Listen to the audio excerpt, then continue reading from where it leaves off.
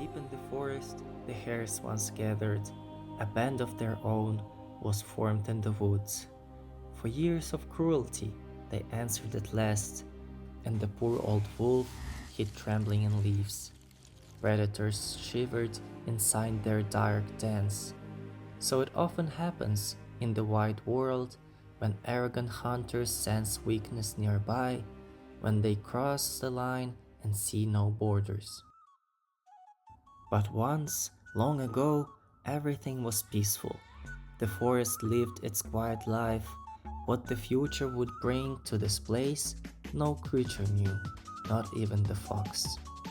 He too was a hunter by nature, yet when little fox cubs were born to him, he could no longer hunt the forest folk, and so the animals began to call him father.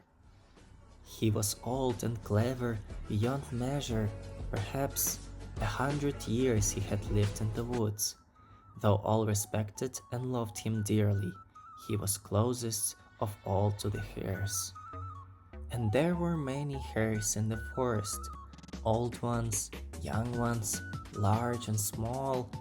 They lived easily and lived peacefully in burrows deep beneath the earth.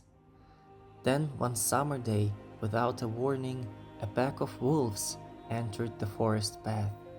They came with shameless hunger and pride, 30 pairs of sharp white fangs. Their leader was small in stature, but filled with anger and cruelty. Some feared him, others obeyed him. His name was Charlie. He led a starving band of raiders, hunters who could smell weakness from afar. Wherever fear appeared before them, there they traveled across the world. Yet, in this forest, they already knew that justice here was guarded well. A mighty bear, broad and heavy-pawed, watched over all, the bear named Taran. Taran loved every creature of the woods, but deep in thoughts and heavy dreams, he searched for answers about life itself, and slowly drifted into sleep. The fox and the hares understood this well. They carefully guarded Taran's rest, never imagining that proud predators would try to take advantage of it. But when they learned about the wolf pack, the fox, the adult hares, and even the young ones, they understood at once. Taran must be awakened. The fox pulled hard on the bear's nose, hedgehogs climbed upon his neck, little squirrels even dared to set the tip of his tail aflame. The hares danced all night upon his back, jumping and singing every song they knew. They tried everything they could imagine, but still the bear did not wake.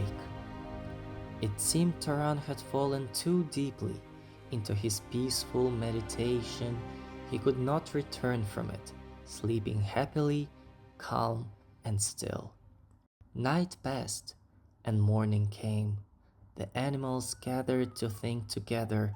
How could they defend their forest from the arrogant wolves? All across the forest, beasts and birds had their own lives and daily work. War had never crossed their minds. But when the hour arrives, the one you never wish to face, you must leave everything behind and defend the home you love. So the fox began to organize the forest. Young hares were gathered together. Hedgehogs were placed along the path to watch and guard the roads. Birds and squirrels climbed high into the trees, searching branches and hidden hollows, so that when danger came at last, they could raise the alarm in time. Hares are often timid by nature, but together they discovered strength. Standing side by side, they found the courage they needed. Quickly, the fox taught the swift jumpers how to set clever traps for their enemy, and how to face danger bravely without counting the fangs before them. Soon the wolves were surrounded. By night the circle had closed. The grey bag had no escape, not even with a tank. For a predator feels brave only when he sees fear in another's eyes. Only then does he smell the sweet scent of victory. But when the hares began to sing the song they knew the best, badgers joined them, moles joined them, even the vipers lifted their voices. The earth itself began to hum. The trees cracked and rumbled, and the wolves suddenly felt it, a powerful force rising against them. Foxes and hares sang together. Their voices grew strong and united.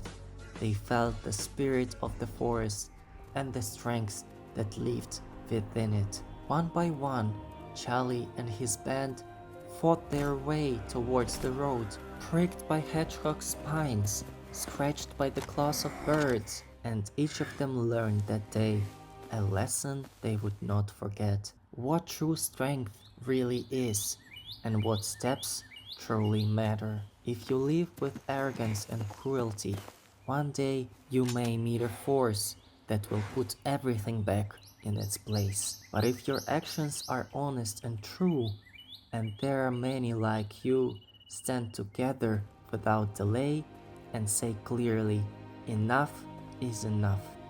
And remember this as well, even within a pack of wolves, there will always be some who hear the spirit of freedom, who understand and change. But for wolves like Charlie, there's always a place waiting out in the open field, and the hunter's steady bullet will return what is owed. Let this be a lesson for all who never learn. For every evil in this world, there will always be an answer from the good.